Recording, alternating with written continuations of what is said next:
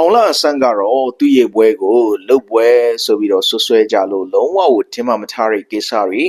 အောင်လာဆန်ကဖွင့်ချလိုက်တာဖြစ်တဲ့အတွက်တနိုင်ငံလုံးကပြည်သက်တွေကတော်တော်လေးကိုလန့်သွားကြရပါတယ်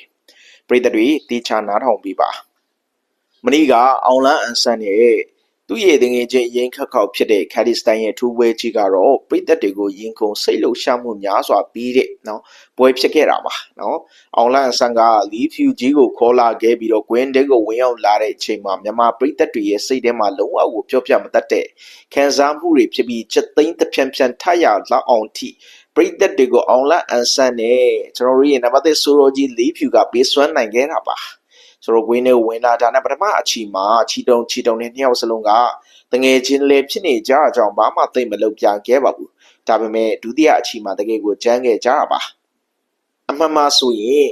heavy weight တွေမဲ့တဲ့ weight တွေကတော်တော်လေးကို weight ကလေးကြီးကြတာဖြစ်တဲ့အတွက်နည်းနည်းလေးထိုးရင်တော့တော်တော်လေးကိုထိကြတာပါတမန်အငယ်တန်း weight တွေနဲ့မတူတာကသူတို့ရဲ့ power ပါဒီပွဲမှာနှီးတွေလို့ပြောလို့ရပေမဲ့power ဘိုင်းမှာတော့ short တွက်လို့မရဘူးအောင်လာအန်ဆန်းဆိုရင်လည်းပဲเนาะဒါမျက်လုံးတော့မပွင့်တော့เนาะပိတ်နေရပဲဟိုဘက်ကကောင်းဆိုရင်လည်းပဲတော်တော်လေးကိုအထိနာခဲ့ကြတာပါပထမအချိန်မှာဆိုရင်တယောက်နဲ့တယောက်ဘောကန်ပြီးကြတယ်ကဲဒီပွဲရဲ့ပြဿနာကအဲ့ဒါပဲဆက်လက်ရှင်းပြပါမယ်ဆိုတော့အောင်လန်ဆန်ကတော့ပြောပါတယ်ဒီပွဲကိုလုတ်ပွဲလို့ပြောနေကြတဲ့သူတွေကိုကျွန်တော်အနေနဲ့စိတ်မဆိုးပါဘူးတဲ့ဗျာဒါပေမဲ့ကျွန်တော်အာမခံနိုင်တာကဒီပွဲကလုံးဝလုတ်ပွဲမဟုတ်ပါဘူးတဲ့နော်။ဘာကြောင့်လုတ်ပွဲမဟုတ်ဘူးလဲဆိုရင်ကျွန်တော်တငယ်ချင်းခါရစ်စတန်ကတော့ကျွန်တော်နဲ့နော်ဒါမတော်မဆထိမိသွားတဲ့နော်ဘောကန်တဲ့ကိစ္စပေါ့ဗျာ။အောင်လန်ဆန်လည်းပထမအချီမှာကန်ရတယ်။နော်အောင်လန်ဆန်လည်းကယ်မိတယ်ဆိုတော့အဲ့ဒီတငယ်ချင်းဖြစ်တဲ့ခါရစ်စတန်ကအခုဆေးရုံမှာနော်ဘောအလွန်ကိုမှအောင့်နေရဖြစ်တဲ့အတွက်ဆေးရုံမှာတော့ပြရအကြောင်းကိုအောင်လန်ဆန်ကရှင်းပြပါတယ်နော်။ကျွန်တော်တို့လုတ်ပွဲလုတ်ကြည့်နော်အစကလေးကနေတတရာကစားပြီးနောက်ဆုံးချီတီကျွန်တော်တွေကစားကြမယ်လို့အောင်လန်ဆန်ကရှင်းပြပြီးတော့အခုကအောင်လန်ဆန်ကတိုင်ပွဲရက်နဲ့အနိုင်ရခဲ့တာပြီဖြစ်ပါတယ်နော်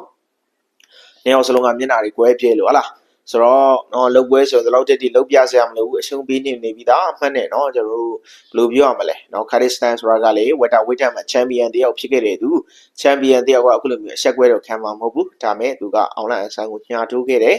နော်ညာမထုတ်ရင်လည်းကျွန်တော်တို့ရှုံးမှာတော့သိကြတယ်ဒါပေမဲ့ငွေချင်းဖြစ်သူအောင်လာအဆန်းကိုနိုင်စေခြင်းနဲ့ဒါတော့သိတာပါတယ်နော်ဆိုတော့လုတ်ပွဲလို့ပြောလို့မရဘူးကျွန်တော်တို့နှစ်ဖက်စလုံးအင်မတန်ကိုမှဘယ်လိုပြောမလဲ respect ချင်းရှိကြတဲ့သူတွေဖြစ်တယ်